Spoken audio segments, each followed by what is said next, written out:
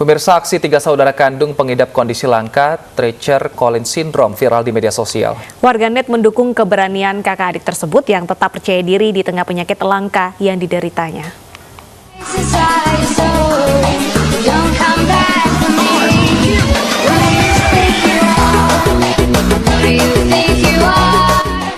Joget ala TikTok ini tengah viral beberapa hari terakhir di Kabupaten Asahan, Sumatera Utara. Video yang diunggah @suryamanurun9 ini memperlihatkan kekompakan 3 kakak beradik yang mengidap penyakit langka Treacher Collins Syndrome. Video mereka viral dan sudah ditonton lebih dari 6 juta kali. Pengikut mereka di TikTok pun naik drastis hingga lebih dari 100 orang. Nggak bisa tidur aku bang, malam minggu itu kan viralnya malam minggu sampai ke pagi nggak bisa tidur aku. Kena nengok HP tiba-tiba 1 menit pengikutnya udah followersnya udah hampir 500 1 menit. Nah jadi asik itu wajib dibuka asik itu sampai nggak tidur sampai pagi. Berarti awalnya iseng-iseng ya bang? Iseng-iseng. Ketiganya tinggal bersama ayahnya.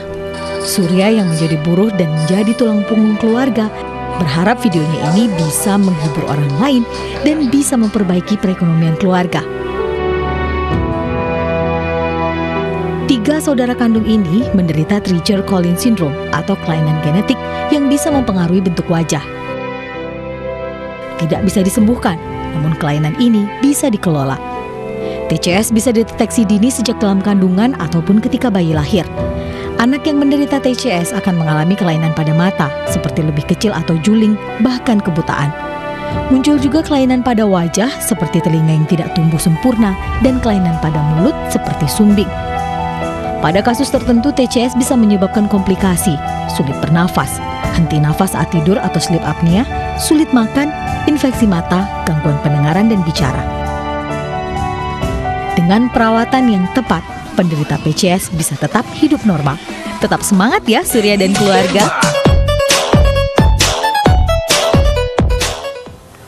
Dan untuk mengetahui lebih jauh terkait dengan sindrom langka ini, sudah bergabung bersama News Siang dokter spesialis ilmu kesehatan anak, Dr. Abdullah Reza.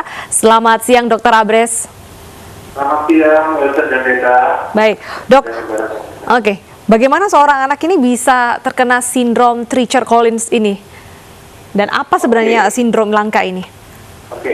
Sindrom Treacher Collins ini sebenarnya sudah pernah pertama kali di dunia itu tahun 1900 oleh Dr. Edward Treacher Collins. Ini adalah kelainan genetik yang ditularkan autosom dominan. Namun bisa juga kelainan ini bukan dibawa oleh orang tua, tapi mengalami mutasi genetik spontan. Itu bisa. Baik, artinya apakah sudah sindrom ini bisa diobati atau tidak, dok? Pertanyaan baik.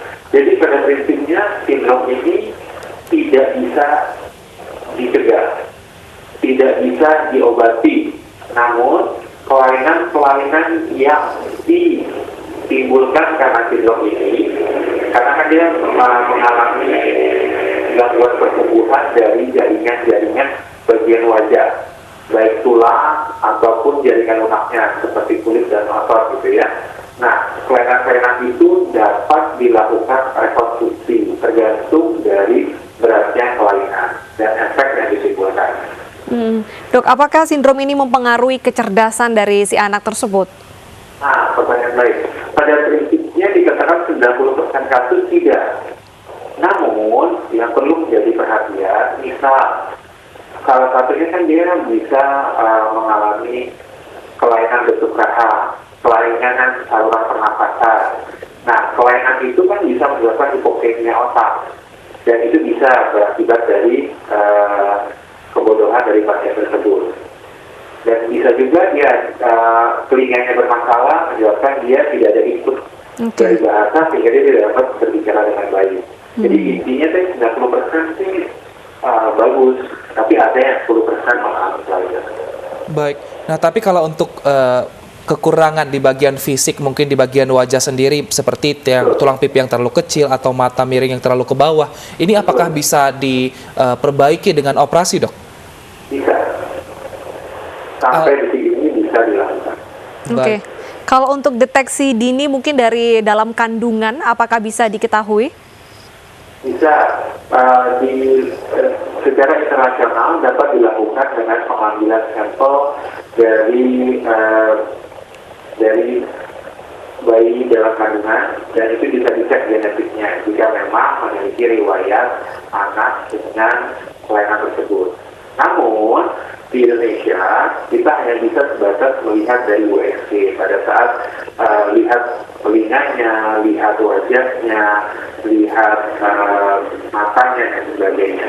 Untuk pendeteksian secara genetik sampai detik ini sih belum ada center yang merawat secara rutin. Baik, Dokter Abres, apa yang harus dilakukan orang tua ketika akhirnya anaknya terlahir dengan sindrom ini, Dok? Oke, pertama, yang jelas orang tua harus mendiskusikan jalan terbaik dengan multidisiplin dokter. Tentunya spesialis anak, spesialis bedah plastik, spesialis bedah mulut, ya, mata, ya, lalu PHP dan lain sebagainya, tergantung dari kelainan yang ada dalam penyakit yang kita sedang diskusikan ini.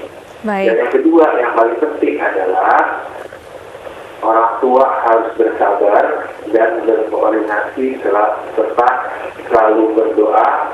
Mudah-mudahan kelainan yang ada tidak mempengaruhi masa depan. Baik. Baik, terima kasih atas informasinya, sangat bermanfaat sekali untuk kita semua. Terima kasih Dr. Abres sudah berbincang di iNews Siang. Pemirsa, usai jeda kami masih memiliki sejumlah informasi lainnya, tetaplah bersama kami.